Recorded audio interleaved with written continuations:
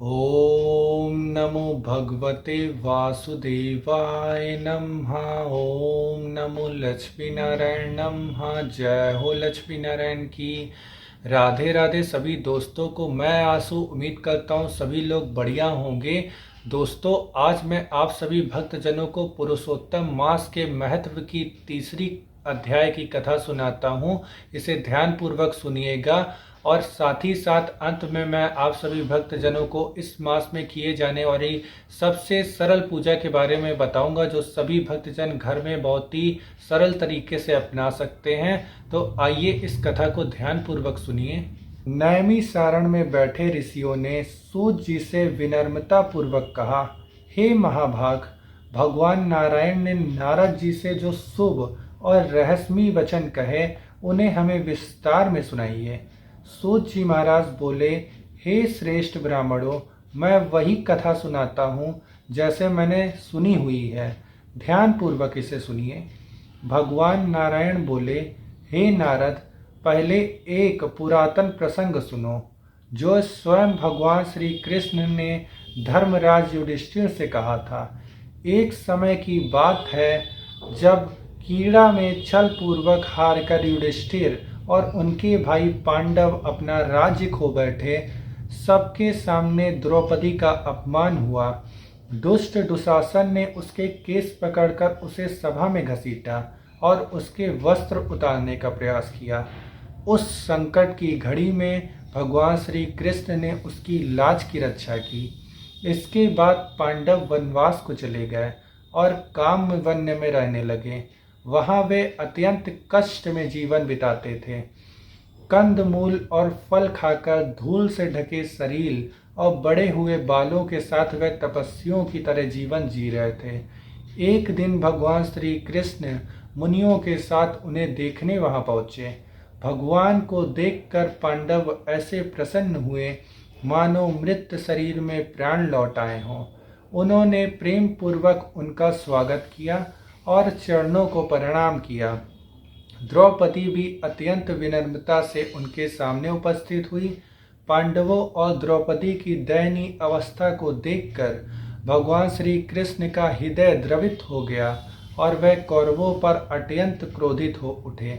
उनका क्रोध प्रलय की अग्नि के समान भयंकर था। ऐसा प्रतीत हो रहा था कि वह संपूर्ण संसार को नष्ट कर देंगे। यह देखकर अर्जुन भयभीत हो गए और उन्होंने हाथ जोड़कर भगवान की स्तुति करते हुए कहा, हे प्रभु, आप जगत के रक्षक हैं। एक के अपराध के कारण संपूर्ण सृष्टि का नाश करना उचित तो नहीं। जैसे कोई मच्छरों को मारने के लिए अपना घर नहीं जलाता, वैसे ही आप भी क्रोध को शांत करें भगवान। अर्जुन ने विनम्र वचनों को कहकर भगवान श्री कृष्ण को शांत किया। उनका क्रोध शांत होते ही पांडवों ने राहत की सांस ली और प्रेम पूर्वक उनकी सेवा की।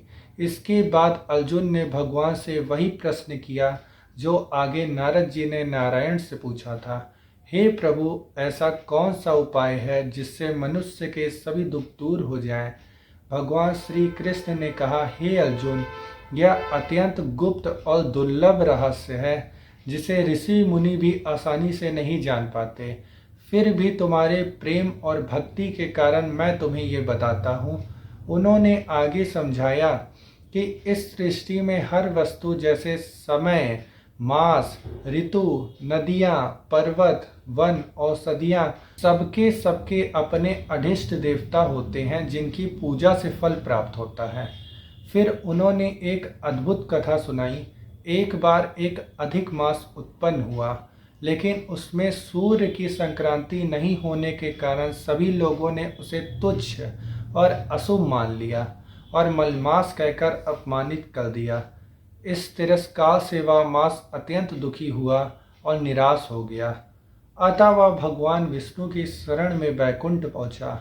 वहाँ भगवान को दिव्य सिंहासन पर विराजमान देखकर उसने अश्रुपूर्ण नेत्रों से साष्टांग प्रणाम किया और अपने दुख को व्यक्त करते हुए विनती की। इतना कहकर बद्रीनाथ थोड़ी देर में ही मौन हो गए। तब नारद जी ने उत्सुक होकर पूछा, हे प्रभु, उस अधिक मास ने भगवान के सामने क्या कहा। यहीं पर पुरुषोत्तम मास के तीसरे अध्याय की कथा पूर्ण होती है। और जो मैंने आप सभी भक्तजनों को सरल पूजा विधि के बारे में बताया था, ये पूजा पंचोपचार पूजा अर्चना है जो हमारे पंच तत्व अग्नि, जल, पृथ्वी, वायु, आकाश को समर्पित है। और इस पूजा अर्चना में प्रातःकाल भक्तजन सुबह जल्दी उठते हैं, स्नान करने के बाद पवित्र वस्त्रों को धारण करते हैं, तांबे के लोटे में जल लेकर पूर्व दिशा की ओर मुख करके सूर्यदेव को अर्घ्य देते हैं, फिर अपनी पूजा अर्चना को प्रारंभ करते हैं। पूजा अर्चना को शुरू करने के पहले हाथ में जल और पुष्प लेकर संकल्प लेते हैं कि हे भगवान, आज हम आपकी पूजा अर्चना करेंगे, मेरी पूजा अर्चना को स्वीकार कीजिए और हमारे द्वारा अगर कोई कर्म गलत हो जाए, कुछ गलती हो जाए तो क्षमा कर दीजिएगा। उसके बाद अपनी पूजा अर्चना को करते हैं। सर्वप्रथम लक्ष्मी नारायण को विराजित करते हैं साफ सुथरी जगह पर। उसके बाद उन्हें आसन देते हैं। आसन देने के बाद शुद्ध जल से, गंगा जल हो तो अति उत्तम है, उससे स्नान कराते हैं। स्नान कराने के बाद उनके ऊपर रोली चंदन अर्पित करते हैं। माता लक्ष्मी के ऊपर चंदन और सिंदूर अर्पित किया जाता है। और जो पुरुष हैं वो माता लक्ष्मी के चरणों में सिंदूर अर्पित करते हैं। उसके बाद भगवान को पुष्प अर्पित करते हैं। फिर सुगंधित वातावरण के लिए अगरबत्ती और धूप बत्ती जलाकर दिखाते हैं। उसके बाद हम लोग अग्नि को प्रज्वलित करते हैं, जिसके लिए हम लोग घी के दीपक का उपयोग करते हैं। उसके बाद अगर जो भक्तजन व्रत हैं वो लोग फलाहार हो गया, मौसमी फल हो गए, मिठाइयाँ हो गई, इनका भोग भगवान को अर्पित करते हैं। और जो भी भक्तजन व्रत नहीं है वो शुद्ध शाकाहारी भोजन हो गया जिसमें लहसुन प्याज नहीं मिले हुए हों, वो भगवान को भोग के रूप में अर्पित करते हैं। जो भी भगवान को भोग लगाया जाता है उसमें तुलसी दल का उपयोग किया जाता है। उसके बाद लक्ष्मी नारायण की कपूर से या फिर घी के दिए से भगवान की आरती की जाती है। उसके बाद प्रसाद को ग्रहण करने के बाद अपनी दिनचर्या को प्रारंभ किया जाता है। अपनी दिनचर्या में जो भी खाली समय हो उसमें भगवान का नाम जप, उनका भजन कीर्तन किया जाता है।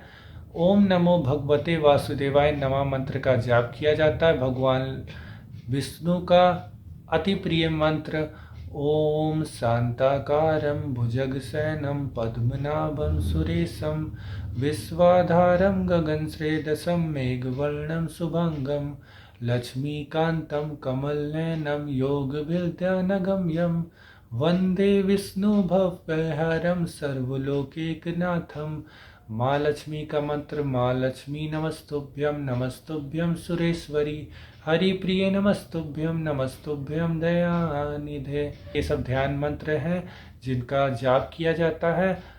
और भक्तजन जो भी खाली समय हो उसमें भजन कर सकते हैं। और ऐसे हमारे सनातन धर्म की मान्यता है कि अगर भक्तजनों ने भक्ति भाव के साथ प्रेम पूर्वक कोई भी जब तक किया हो, कोई भी पूजा अर्चना की हो, व्रत रखा हो, उसका फल भक्तजनों को सदैव मिलता है। भगवान पूजा अर्चना को स्वीकार करते हैं और अपनी कृपा सभी भक्तजनों के ऊपर सदैव बनाए रखते हैं। यही जानकारी थी दोस्तों जो इस वीडियो के माध्यम से मेरे को आप सभी भक्तजनों को देनी थी। फिर मिलते हैं अगली वीडियो में किसी और जानकारी के साथ। आशा करते हैं आप सभी का हर दिन हर पल मंगलमय हो। सभी देवी देवताओं की कृपा सभी भक्तजनों के ऊपर सदैव बनी रहे। राधे राधे सभी दोस्तों को।